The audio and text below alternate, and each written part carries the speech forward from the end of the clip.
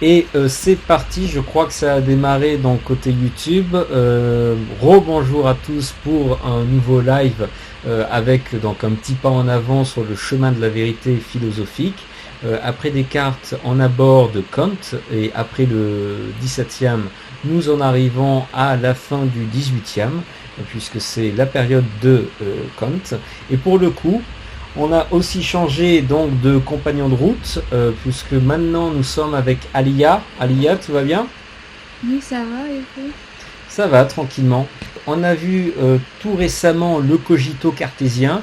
On a vu que finalement la vérité, il fallait plutôt aller la chercher du côté de la conscience et de la subjectivité, que c'était notre représentation subjective du monde qui était le fondement de la vérité. Alia, est-ce que tu connais Kant? Ça va, oui. J'ai quelques idées sur Kant. Donc, c'est un philosophe normalement de la connaissance et aussi un philosophe moral. Sa philosophie est dite transcendale. Comment tu dis? Transcendale? Tran- Transcendantale, en fait. Transcendantal, presque. Euh, Transcendantal. On l'avait fait en seconde, je pense, parce que, enfin, on avait fait la philosophie de la connaissance Oui, et on avait dit comme quoi la philosophie de Kant est comme une voie médiane entre l'empirisme de Hume et le rationalisme de Descartes. parfait, parfait. Écoute, tout est dit. J'ai même plus besoin de parler, tout est bon. Alors, effectivement, tu as bien pointé les deux grandes dimensions de la philosophie kantienne, hein. Il y a à la fois cette interrogation de la connaissance, dans quelle mesure je peux accéder à une vérité à connaître, et le prolongement du côté de la morale, hein. Et ça, on va l'avoir très précisément dans ce texte. Alors sans plus attendre, je lance l'étude de texte. C'est parti.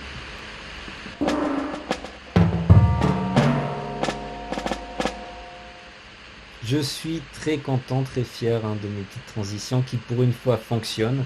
Bon, alors, méthodologie du commentaire de texte, puisqu'on se projette dans une situation où à l'IA, tu es face à un sujet et tu vas devoir le commenter façon bac. Donc les premiers réflexes, ils sont hauts, je les ai laissés par rapport à tout à l'heure. Premier réflexe, énoncer le thème et préciser quelle est la thèse, c'est-à-dire le positionnement de l'auteur vis-à-vis du thème. Ici, Alia, quel serait le thème de ce texte? Le thème serait la conscience de soi, Mhm. parce que enfin, il évoque la notion du jeu, donc c'est comme ça évoque la conscience de soi. Très bien. Alors Mhm. là, pour rester un petit peu, pour essayer bien de souligner le rapport avec les notions du programme, je vais mettre de soi entre parenthèses, mais effectivement, c'est la conscience de soi dans l'absolu. Et côté thèse, quelle est la thèse de Kant? Quand il voit que la conscience de soi, c'est elle qui fonde l'unité de la personne et qui fait la suprématie de l'espèce humaine sur les autres espèces. La conscience de soi fonde l'unité de la personne. La personne, si tu te permets, je le mets entre guillemets parce que chez Kant, c'est pas neutre, c'est un concept à part entière. L'unité de la personne, euh, on va dire donc justifiant la valeur de l'être humain. Je vais simplement dire ça parce que effectivement c'est une suprématie par rapport aux autres espèces, mais pour cet énoncé de la thèse, on va le dire de manière très générale. Impeccable, Alia, vraiment impeccable. Tu veux lire le texte ou je le lis? C'est comme vous voulez. Ah, dis-moi, hein, c'est c'est comme Oui. toi tu veux.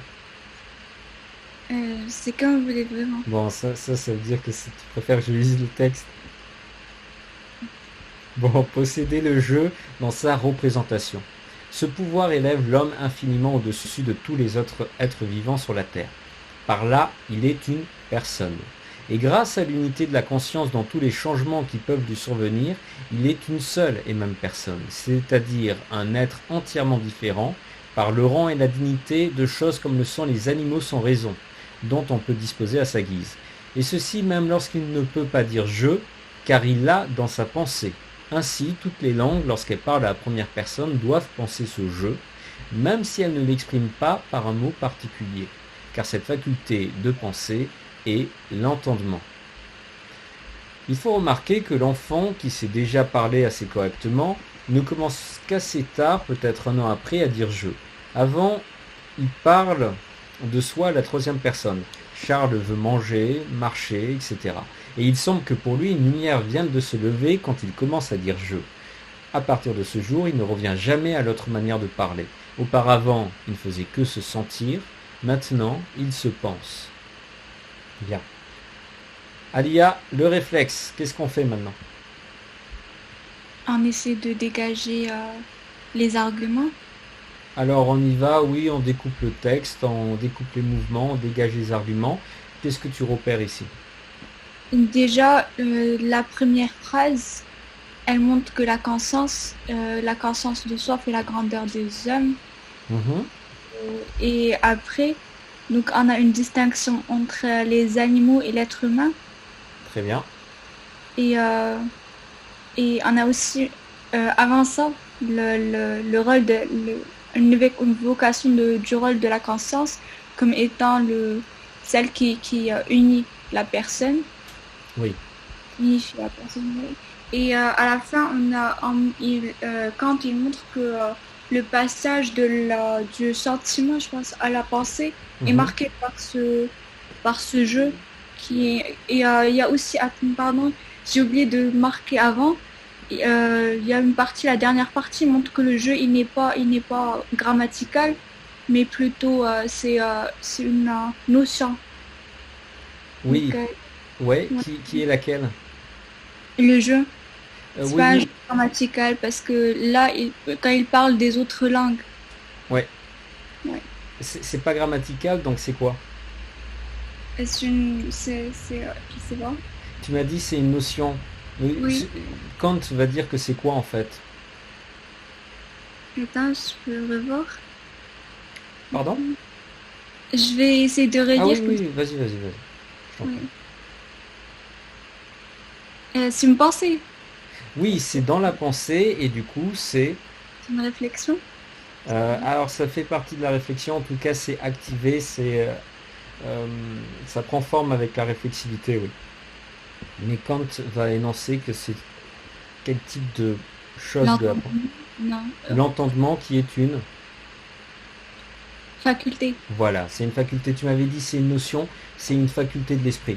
Faculté de l'esprit, chez Kant, c'est très important, il y en a d'autres, enfin en tout cas il y en a une autre, mais du coup, on a affaire à quelque chose qui est interne, pour ainsi dire, qui appartient à notre esprit, effectivement. Donc ça marque bien cette articulation entre le langage, sujet grammatical du jeu, et euh, l'esprit, la conscience, faculté de l'entendement. Ok, bon, Aléa, c'est impeccable. C'est vraiment...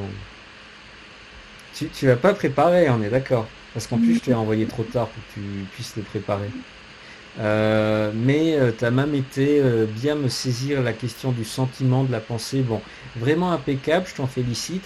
Tu me fais des grosses parties? Comment tu diviserais ce texte? Là, je le diviserai en trois parties, je dirais. La Bien. première, c'est où il parle de la conscience de soi qui unifie la personne. Mhm. Et la deuxième, où montre que, enfin, comme j'avais dit, que le jeu est une faculté. Ok. Oui. Donc tu peux me donner la fin exacte de la première partie? Attends, c'est... On va dire entièrement. Je pense que c'est la dignité. Non, attends. La À sa dignité? guise. C'est à sa guise. Non. Bon, parfait. Ah, c'est excellent. Bon, et je suppose que tu vas isoler le dernier paragraphe? Oui. Hmm. Voilà. Je pense que tout le monde sera d'accord là-dessus. Alors, donc, on va titrer les grandes parties. On y va pour la première. Oui. On peut dire que la faculté du jeu est un privilège humain. Alors, je ne vais pas dire la faculté encore, puisque c'est plus tard qu'on va faire surgir l'idée de faculté. On va dire simplement le jeu. Parfois, Kant dira le je pense. Je préfère dire le je pense parce que le jeu peut prêter à confusion. le je pense est un privilège humain. Ça nous donne tout. Il y a aussi la distinction entre les animaux et les humains. Ça rentre dans le privilège. Oui, ça rentre dans l'idée de privilège. Mais est-ce qu'il n'y a pas quelque chose qu'on vient de perdre? Le je pense est un privilège humain. L'unité de la conscience qui fait l'unité de l'être humain. Donc on peut dire aussi L'unité de l'être humain en tant que quoi? en tant que identité. Enfin, Identité, mais attention, il y a une certaine dimension. Va voir le texte pour attraper le mot. une personne. Oui, la une personne. personne. La personne. Juste avant que je tape ça, quelle est la distinction entre l'identité et la personne, entre l'idée d'identité et de personne? Je sais pas. Moi, je pense que la personne, elle est. Non, je sais pas. Bon, on va voir ça dans un instant. Donc, est un privilège humain. Alors, on va mettre est un privilège humain qui fonde la personne en son unité. Bon, c'est un peu, c'est pas très élégant, je trouve, mais au moins on a toutes les idées. 15 heures. Ah. Pardon. Tu es d'accord avec ça ou tu penses qu'on peut un peu affiner? J'aime bien le titre. Bien, je t'en remercie. On va voir ensuite, hein, on va revenir sur cette question de la personne. La personne, c'est fondamental chez Kant, ne l'oublions jamais. Alors, le 2, qu'est-ce qu'on a dans le 2? On peut dire que le je pense est une fonction et non, est une faculté et non un sujet grammatical. Ce je pense est une faculté de l'esprit et non un simple sujet grammatical. De la langue, je vais préciser de la langue. Puisque là on est en train gentiment d'aller de quel côté? Oula. Pardon. On est en train. Quelle est la distinction importante? Pourquoi il est important de distinguer la langue grammaticale et l'esprit? Quelle est la différence fondamentale entre langue et esprit? La langue est un outil Mhm. qui sert à s'exprimer, Mhm. exprimer les idées de l'esprit en fait. Oui, alors la langue est un outil qui sert à exprimer les idées. En même temps, une faculté de l'esprit, étant donné qu'elle est une faculté, on peut considérer qu'elle a aussi un petit côté de l'ordre de l'outil. C'est-à-dire que j'emploie ma faculté de l'esprit pour produire des jugements, des idées, des concepts, etc. C'est autre chose qui fait la différence entre la langue et l'esprit. Est-ce que tu saurais me le dire? L'esprit fait partie de l'intériorité alors que la langue c'est l'extériorité. Voilà, excellent, excellent, parfait. Parfait. Effectivement, le je pense n'est pas simplement une donnée issue de l'extérieur, du monde, des tendances, des habitudes de la langue, la grammaire. Non, le je pense, il trouve son origine où? Dans l'intériorité. Donc il a justement une valeur de vérité, une légitimité en tant que fondement beaucoup plus forte que un sujet grammatical. Un sujet grammatical, c'est une convention. Ça appartient à la culture et ça aurait pu être tout autrement. Le je pense n'est pas une convention. Le je pense, c'est une faculté de l'esprit et à ce titre, il est en quelque sorte nécessaire et identique chez tous les êtres humains. D'accord? Oui. Il y a des langues où il n'y a pas de jeu grammatical, bon, ça existe. Par contre, il n'y a pas d'esprit où il n'y a pas de faculté du je pense. Oui. Voilà la différence, l'intériorité. Et depuis Descartes, on sait que l'intériorité subjective est le fondement de la vérité philosophique. Je le répète car Descartes est quand même génial d'avoir énoncé cette pensée qui manquait peut-être au grec. Et ça, c'est très présomptueux. Alors, on continue avec le 3. Le 3, comment tu le formulerais? On peut dire que le je pense marque le passage de l'enfant du sentiment à la pensée. Marque le passage chez l'enfant du sentiment à la pensée. Je t'avoue que je suis amplement satisfait de cela. Alors ça, c'est très important. Dans un instant, je vous explique pourquoi.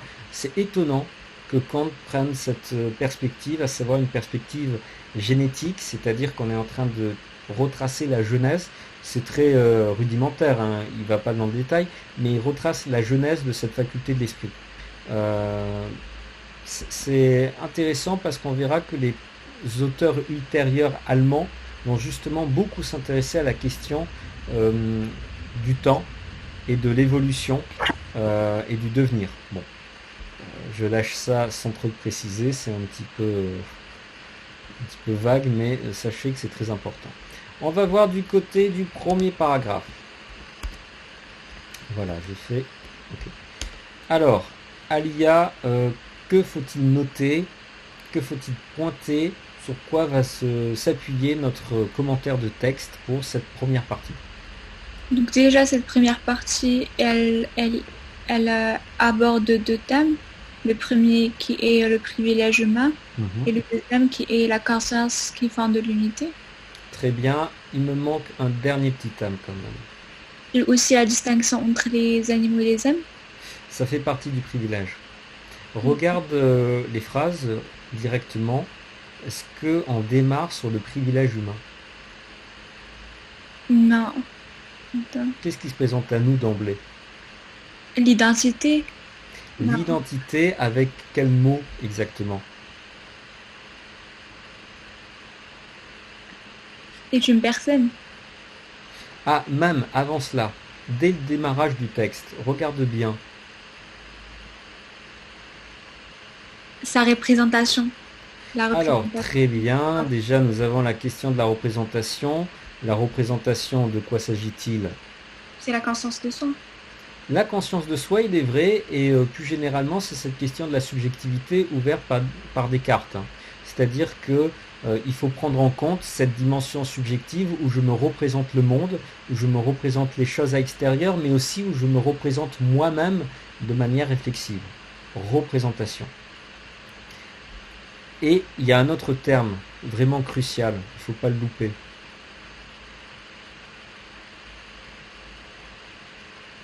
Je sais pas. Regarde bien. Le jeu. Le jeu, c'est notre concept. Ça va être le concept qu'on va travailler pendant l'ensemble du commentaire de texte. Mais il y a un mot dans ce morceau de phrase qui doit nous susciter une sorte de réaction. Tu vois pas? Non, pas vraiment. Est-ce que tu peux me définir posséder le jeu? Posséder le jeu, c'est arriver à savoir que distinguer les choses et soi de soi, du sujet. Donc on a une distinction. Je peux distinguer deux choses. Par exemple, il est vrai, je vois ce que tu veux dire. Mais c'est pas simplement le fait qu'on distingue ces deux choses. Il y a autre chose dans le mot de posséder. Posséder, ça signifie quoi de manière essentielle? Qu'est-ce que c'est un rapport de possession? C'est le nôtre et pas autrui, c'est quelque chose qui nous appartient. Et ça nous appartient.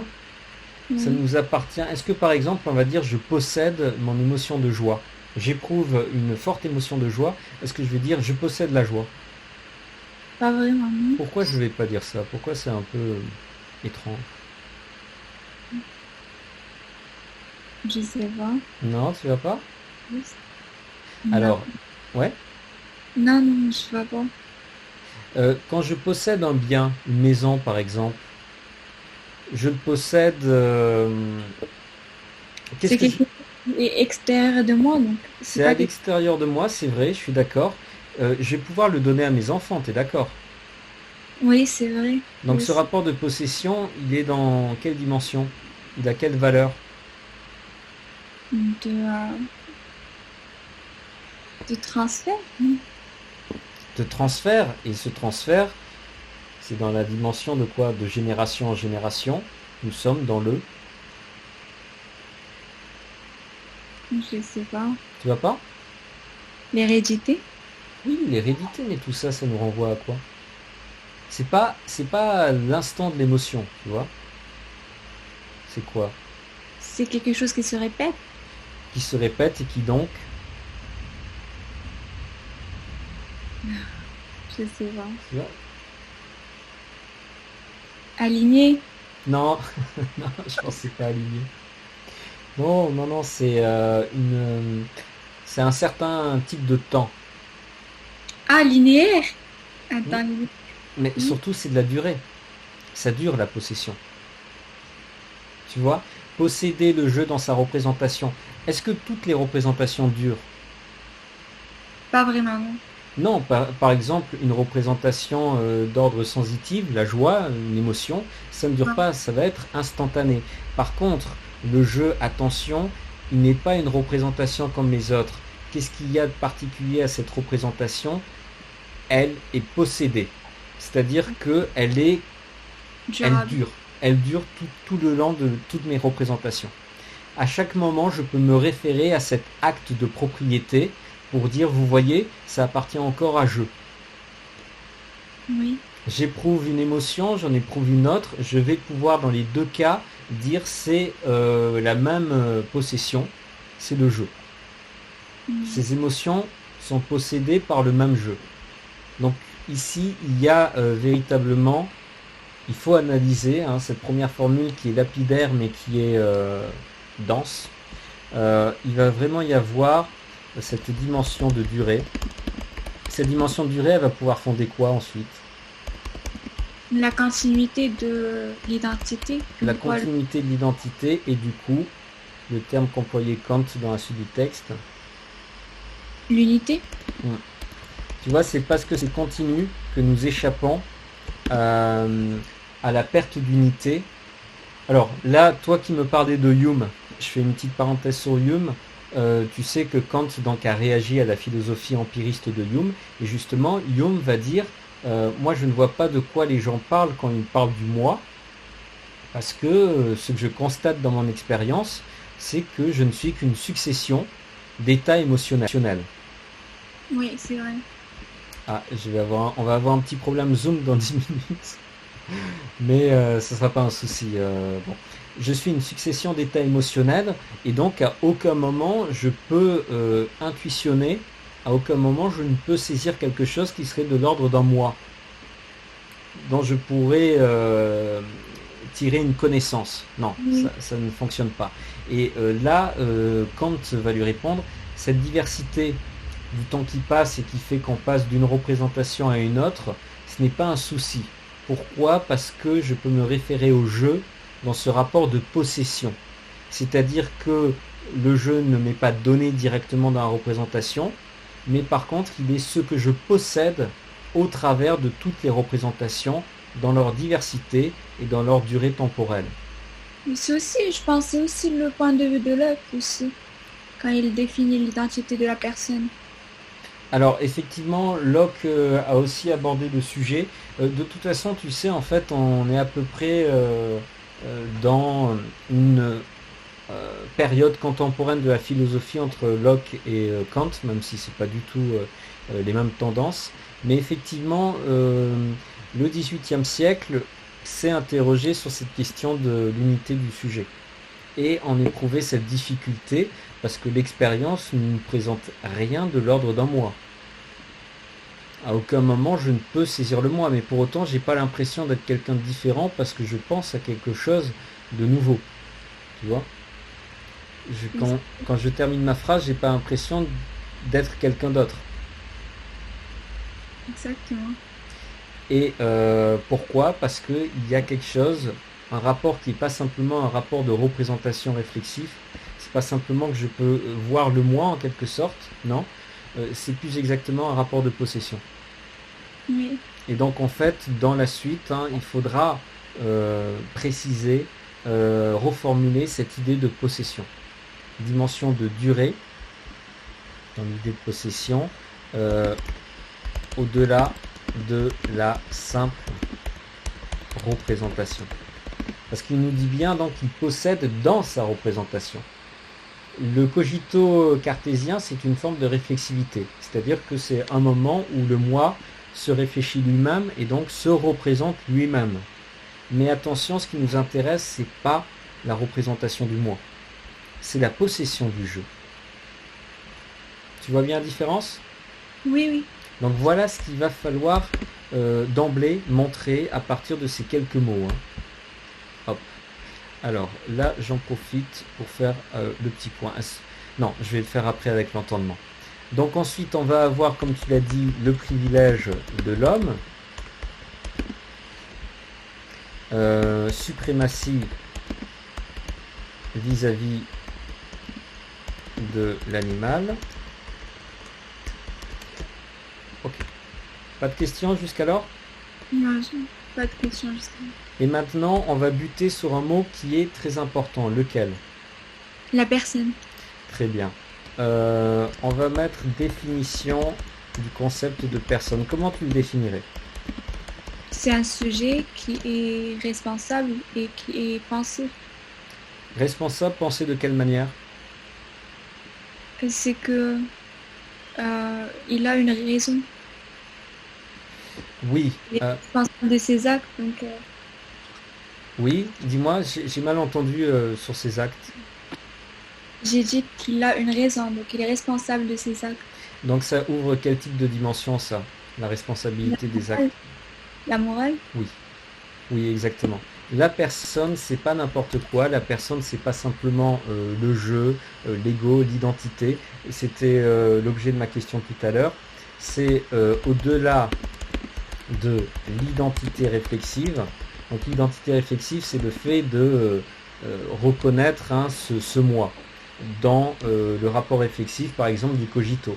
Mais là, on n'est pas dans l'identité réflexive. Attention, nous sommes dans s'ouvre la dimension morale de la responsabilité personnelle. Donc voilà. Donc ça, il faut d'emblée le mettre en avant. Pourquoi? Parce que ça signifie que chez Kant, ce qui a de la valeur et ce qui justifie que l'homme se sente supérieur à l'animal, c'est pas l'exercice strict de la pensée, c'est pas du tout les représentations subjectives mentales, non. Ce qui fait que l'homme a de la valeur, c'est que lui peut énoncer le principe d'une responsabilité morale.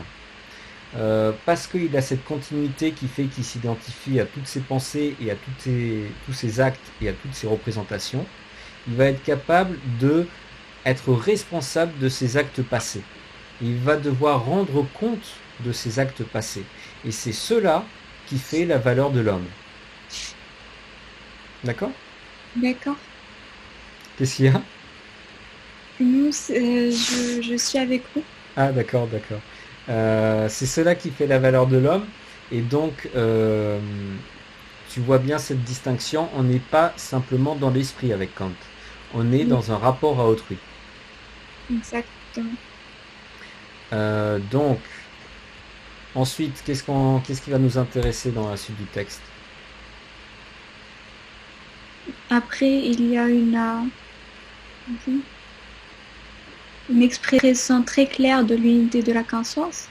Oui. Donc, le jeu, en quoi consiste-t-il? En l'unité de la personne. Unité, alors on va mettre unité de la conscience, puisque pour l'instant il est uniquement sur ce plan réflexif. Unité de la conscience qui permet de synthétiser, de réunir quoi? La personne antérieure à la personne présente. Alors, ça oui, en effet. Donc ça va être aussi les changements du passé, mais du coup c'est la diversité, hein. Là en gros on articule unité et diversité. Oui. Et c'est la diversité de quoi? De l'espace et du temps. Ah non. Non. Non. Qu'est-ce qui est divers dans la personne?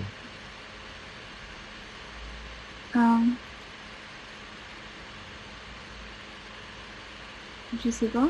C'est une personne qui est passée d'hier et le corps il peut changer.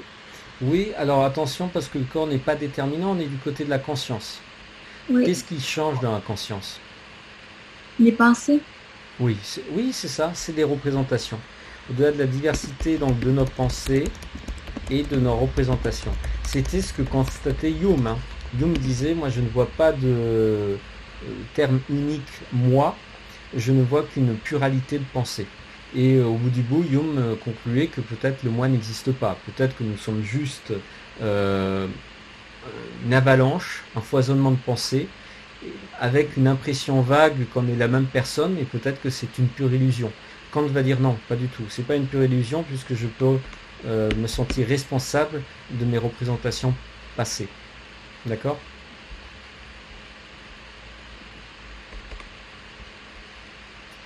Alors, c'est toujours là ? Oui, oui. Ok. Est-ce que tu vois d'autres choses dans ce premier paragraphe ? Attends, je peux relire. Oui, oui, bien sûr. On a aussi la notion de chose. Alors, la notion de chose... Oui, alors là, en fait, ça va être sur la suprématie vis-à-vis de l'animal. Euh, L'homme est une personne, l'animal, ça va être quoi ? C'est une chose. Est-ce que tu sais sur quoi repose cette distinction entre personne et chose ? Sur la raison. Oui, alors la raison, c'est la faculté morale chez l'homme pour Kant. Donc effectivement, ça sera bien la raison. Mais il y a autre chose.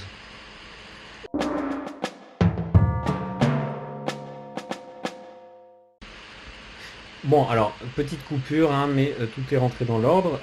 Alia est avec nous. Et du coup, on continue. Alors, donc, ici, la suprématie vis-à-vis de l'animal, en fait, je vais la reprendre pour la mettre ici. Hein. Ce qui va fonder la suprématie, ça va être en fait justement cette question de la personne. Et à partir de là, Kant va expliquer quelle différence de traitement il peut y avoir entre l'homme et l'animal. Donc là-dessus, Alia, est-ce que tu sais, donc, est-ce que tu peux me citer, pardon, une chose? Une chose, un Ouais, un animal. exemple de chose. Un animal. L'animal, directement? Quel animal? Donne-moi un animal précis. On peut aussi citer les meubles. Des meubles? Oui. Quel rapport on a avec des meubles? C'est un rapport de possession. On possède les meubles. On possède des meubles et on en fait quoi? On les utilise. Donc c'est On les utilise. Est-ce qu'on peut utiliser des personnes? Non. Non, du point de vue kantien, moral, non, nous n'avons pas le droit d'utiliser des personnes. Et Kant va exprimer la chose avec deux concepts. Est-ce que tu sais lesquels sont-ils, Alia? Non, pas vraiment. Alors, c'est fin et moyen. Tu vois, on a le droit d'employer des choses au titre de moyens, des moyens pour notre propre action, pour notre propre but. Mais par contre, on ne doit pas utiliser les personnes comme des moyens pour notre propre but, pour Oui. nos propres fins. Mais par contre, les personnes peuvent constituer des fins.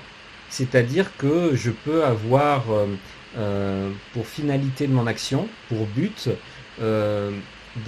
d'entretenir un bon rapport avec telle personne parce que j'ai de l'amour pour lui ou de l'amitié ou autre. Donc c'est-à-dire que dans mon action, je vais le considérer comme un but, comme une fin, dirait Kant. Et ce faisant, je vais par exemple lui offrir des meubles. Donc je vais utiliser le meuble comme moyen pour servir ma fin, c'est-à-dire mon amour pour telle ou telle personne. Voilà. Mais par contre, je n'ai pas le droit d'utiliser des personnes comme des moyens. D'accord. Alors, donc on va mettre l'explicitation, distinction du rapport en tant que moyen pour les choses et en tant que fin pour les personnes. Et du coup, Kant nous explique bien que la suprématie vis-à-vis de l'animal, c'est quoi? C'est que l'animal, on peut en user, on peut l'utiliser, on peut en faire un moyen pour notre propre fin, mais que par contre, on ne peut pas faire ça avec des êtres humains. Oui. Sinon, on est dans l'immoralité. Ok, est-ce que tu vois autre chose dans ce passage? Non, je pense qu'on a dégagé toutes les idées. Très bien. Alors, on va s'acheminer vers la suite. Hop. Ici. Oui. Donc, que remarques-tu? Quels sont les éléments de commentaire pour cette partie?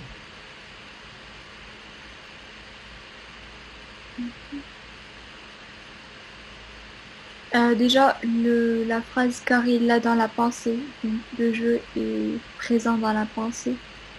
Oui, voilà. Donc déjà, il y a cette première articulation, glissement du dire à la pensée. Donc ça, vous l'avez effectivement dès ce début de phrase. Oui. Hop. Et la pensée. Nous sommes rentrés en notre intériorité. Nous étions dans l'extériorité du langage. Et là, nous venons de rentrer dans l'intériorité de quoi? De la personne? Ah, plus précis. De l'esprit. Non. De l'esprit, ok. J'allais dire conscience. Ok. Un petit argument pour appuyer la chose. C'est les langues qui ne possèdent pas le jeu. Mhm. Elle ne possède pas le jeu, mais qu'est-ce que possèdent les esprits qui emploient ces langues? La conscience de soi. Donc, cette représentation de soi. Possession du je pense. Alors on va mettre possession mentale du je pense dans le cas même d'une non-possession. Et comment on pourrait désigner cette non-possession? Verbale. Ouais, j'aimais bien tout à l'heure grammatical. Oui. On aurait pu dire langagière aussi. Ok, très bien. T'as des exemples? La langue espagnole, on ne dit pas toujours le jeu dans la langue espagnole. Les pronoms sont sous-entendus dans la langue espagnole. Et pourtant, Ah oui, c'est vrai. Mm. Oui, c'est vrai, c'est vrai. Alors c'est vrai que c'est pas explicité, bon, c'est toujours sous-entendu. Je t'avoue que j'ai réfléchi aussi. Là, l'enjeu de ce moment de commentaire, c'est d'exemplifier. J'ai pas trouvé de langue qui ne fonctionne pas avec des pronoms personnels. Mais je suppose qu'il peut y en avoir chez des peuplades indigènes, ça doit exister. Parce qu'ils ont vraiment un tout autre rapport aux questions d'unité, de subjectivité, etc. Mais effectivement, on peut déjà prendre l'exemple de l'espagnol. Très bien. Alors, est-ce qu'on a autre chose à rajouter? L'entendement. Je pense Oui. à la première chose. Oui, et en fait, là, c'est le gros moment. Est-ce que tu sais pourquoi c'est le gros moment?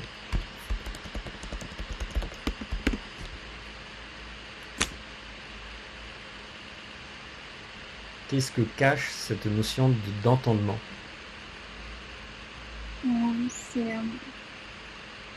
L'entendement, c'est pas la faculté de. C'est quoi la différence entre l'entendement et la raison? Ah, bon, très bien.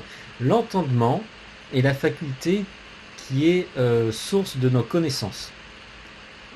La mission confiée à l'entendement, entre guillemets, c'est de connaître. L'entendement, c'est la pensée qui connaît, qui enregistre des connaissances sur le monde, sur soi-même, etc., etc.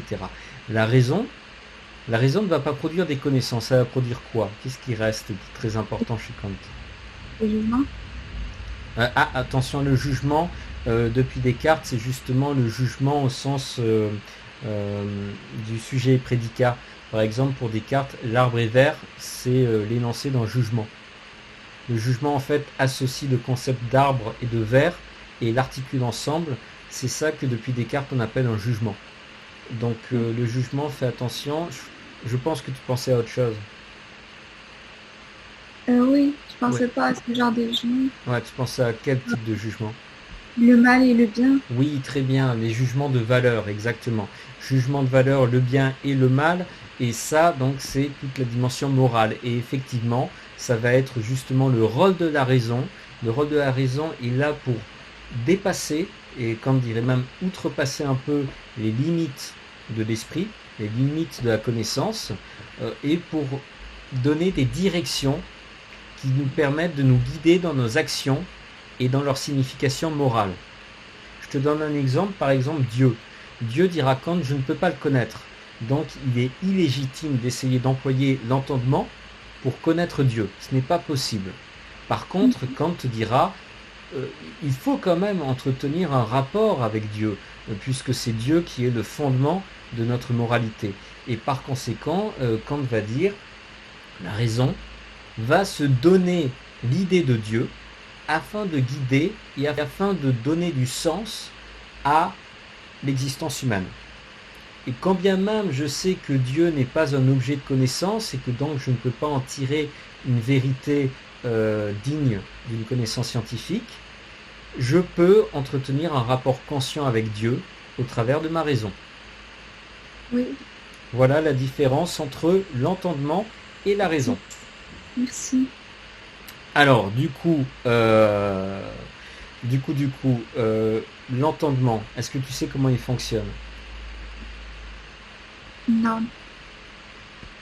On va partir du je pense et on va partir de la critique de Hume.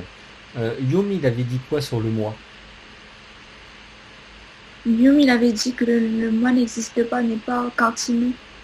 Hume, d'après son expérience, puisqu'il est empiriste et que l'empiriste va partir de l'expérience concrète des choses, il constate qu'effectivement, il n'a jamais vu de moi. Tout ce qu'il voit, c'est une diversité de représentations. Bon. Il voit une pensée 1, une pensée 2, une pensée 3. Il n'a jamais vu de moi qui fait le lien entre les trois pensées. Donc, il en déduit qu'effectivement, le moi n'existe pas. Pourtant, Kant va nous rappeler quoi? Il va nous rappeler que la conscience unifie entre les différentes pensées. Concrètement, oui? J'allais dire répondre l'unité. Oui, l'unité à partir de la diversité. Mais concrètement, qu'est-ce qui nous fait sentir cela? Qu'est-ce qui nous révèle cela? Les souvenirs. Oui, tu peux généraliser, hein. La mémoire. Notre mémoire, plus généralement en fait, est-ce que on a l'impression que le jeu n'existe pas? Non, au contraire. Non, de fait, on a vraiment cette vive impression qu'on est la même personne. Alors même que je pensais tout autre chose hier, alors même que je pensais tout autre chose il y a 10 ans. Et pourtant, il ne me viendrait jamais à l'esprit de dire que c'était quelqu'un d'autre. Ça ne me viendrait vraiment pas à l'esprit. Comment ça se fait? J'ai une impression, cette impression, je peux en faire l'expérience concrète dans mon vécu. Donc c'est pas une élucubration, hein, c'est pas un délire. C'est là, je le sens. Comment ça se fait? Hume a dit ça n'existe pas. Hume dirait c'est une illusion. Kant, lui, il va rajouter autre chose. Il va dire aussi, dans notre manière de fonctionner en société, qu'est-ce qui montre qu'on considère que les je pense est vrai? On peut parler du jugement que, par exemple, si tu commets un meurtre, après tu es le responsable de ce meurtre. Et si le moi n'existait pas, donc tu ne serais pas le responsable puisque tu es une autre personne. Oui, de fait, c'est pas qu'une impression parmi d'autres, c'est toute notre société et tous nos systèmes de morale qui sont fondés sur l'idée de responsabilité personnelle. Et effectivement, tu parlais du droit pénal, c'est très exactement ça, c'est une émanation du je pense. Donc est-ce qu'il faut, à partir du constat de Hume, de la diversité des représentations, est-ce qu'il faut dire que ça n'existe pas et par là même abattre un édifice qui est à l'origine de notre civilisation moderne et de toute forme de civilisation à vrai dire? Kant bien sûr va dire non. Donc ce je pense, il a un statut problématique. Ce je pense, je ne peux pas en faire l'expérience et pour autant il accompagne toutes mes expériences. Alia, est-ce que tu sais ce qu'est le transcendantalisme? Non. Le transcendantalisme, ce sont justement ces choses, c'est pas des choses justement, ce sont justement ces facultés ou ces catégories, ces formes qui conditionnent notre expérience du monde, mais qui ne peuvent pas être objet d'expérience. Par exemple, le je pense va accompagner toutes mes représentations du monde, mais je ne vais pas pouvoir en faire l'objet d'une représentation. D'accord. Oui, oui, je vois. Tu vois, il est Oui, condition de mon expérience, mais il ne peut pas être objet de mon expérience. Ça ne veut oui, pas dire qu'il n'existe pas parce que je ne peux pas en faire l'expérience. Ça veut dire que c'est la condition, la forme que prend mon expérience. oui, C'est-à-dire que ce je pense, il est où? Il est dans mon esprit. Je te donne un exemple pour t'expliquer le transcendantalisme. Un site internet. Toi, tu utilises le site internet, qu'est-ce que tu vois? Tu as un rapport avec quoi? des données Des données qui vont se présenter de quelle manière? sur une page. Oui, sur une page, graphiquement, avec des images, etc. Bon, en fait, derrière ces données, qu'est-ce qu'il y a? Il y a des chiffres, des Le, 0 et 1, le le code. système binaire. Le code informatique, oui. Toi, tu n'as pas l'expérience de ce code informatique. Ton ordinateur et ton navigateur vont mettre en forme le code informatique pour te présenter le site graphiquement, visuellement, pour te présenter une interface graphique du site.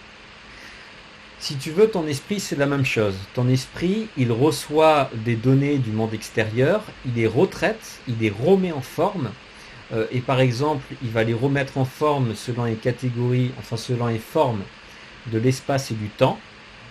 Euh, mais en fait, tu ne sais pas exactement quelles étaient les données initiales. Oui, Et tu vois, là, c'est pareil avec le je pense. Le je pense, c'est une forme qui est donnée à toute mon expérience. Tout ce qui se présente à moi va m'apparaître comme présenté à un jeu. Et un jeu qui est identique à lui-même en dépit de la variété des représentations. C'est-à-dire que c'est à l'intérieur de ma tête, c'est l'ordi dans ma tête, mon esprit, qui va conditionner ces données pour y faire surgir cette impression du je pense. d'accord. Voilà. Oui, Et du coup, effectivement, ça a un statut ambivalent. C'est pas objet d'expérience, c'est condition de l'expérience. Ça ne veut pas dire que ça n'existe pas, ça veut dire que ça existe de manière transcendantale. d'accord. Tu vois? Oui, De la je même vois. manière que le travail de transcription de l'ordinateur qui passe du code à l'interface graphique, il existe, mais tu ne le vois pas. Tu ne vois pas. Oui, Quand tu es avec ton ordi, tu vois des interfaces graphiques, tu vois pas comment le code a été transformé en interface graphique. Tu peux le faire si tu es technicien et si tu l'as fouillé. Mais naturellement, tu ne le vois pas, c'est le même principe. Je ne vois pas le je pense, mais le je pense existe. Il est à condition de toutes mes expériences. d'accord. S'il te plaît, mon Mac il va se décharger maintenant. Je vais partir ramener juste le chargeur vite fait. Oui, oui, je t'en prie, je vais copier pendant ce temps-là et on a bientôt terminé. Vas-y, vas-y, je t'en prie.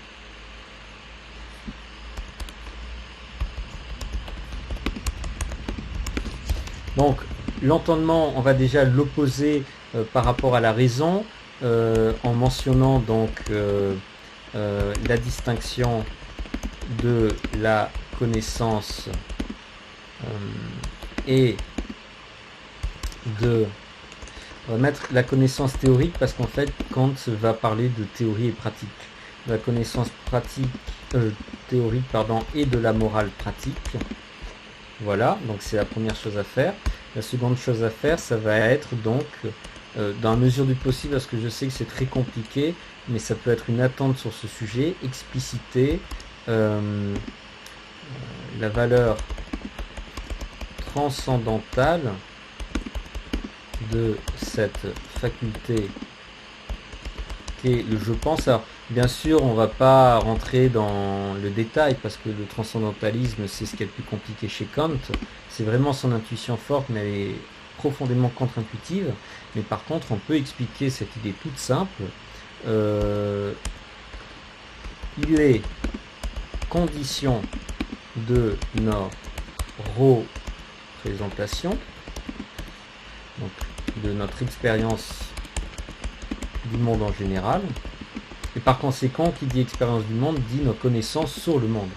Les conditions de nos représentations, mais ne peut pas être objet de notre représentation.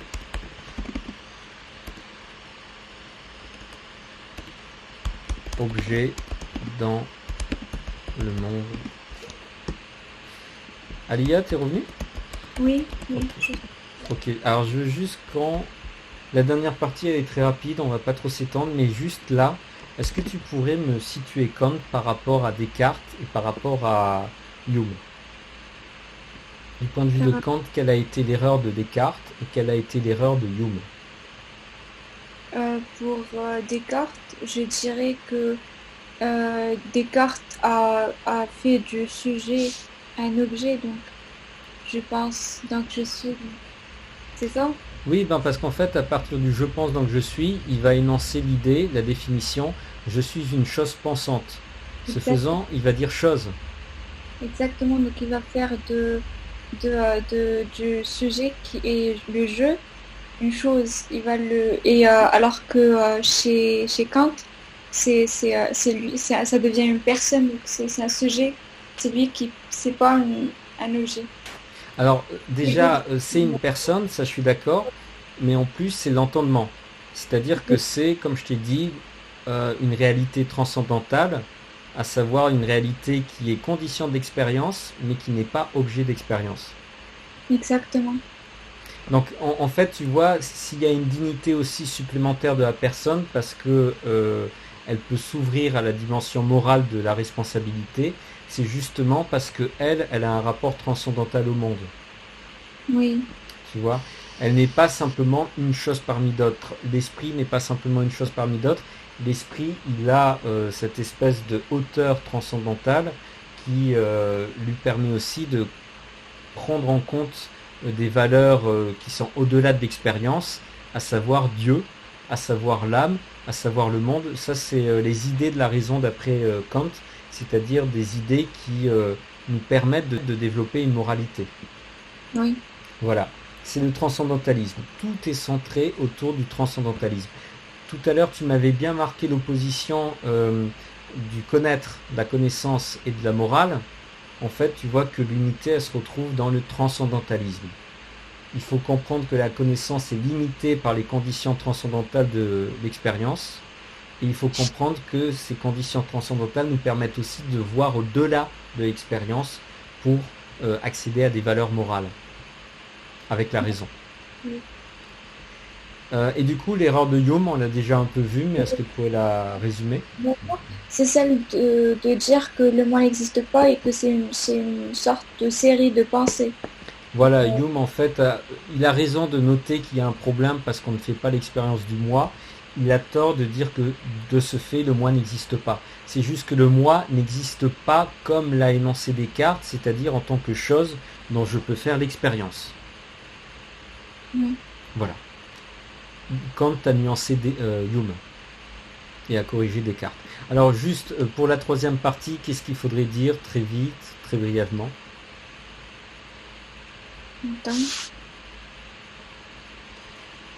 C'est que le jeu n'apparaît que tardivement, déjà. Pourquoi ça nous intéresse? C'est que c'est pas quelque chose d'inné, mais que c'est une chose qu'on obtient au fur et à mesure du temps. Donc c'est jusqu'à la deuxième année qu'on arrive à dire le jeu. Alors je suis d'accord, pourtant il est quand même inné parce que c'est pas culturel, hein. C'est-à-dire que tous les esprits l'ont, et imaginons même un enfant sauvage devrait l'avoir.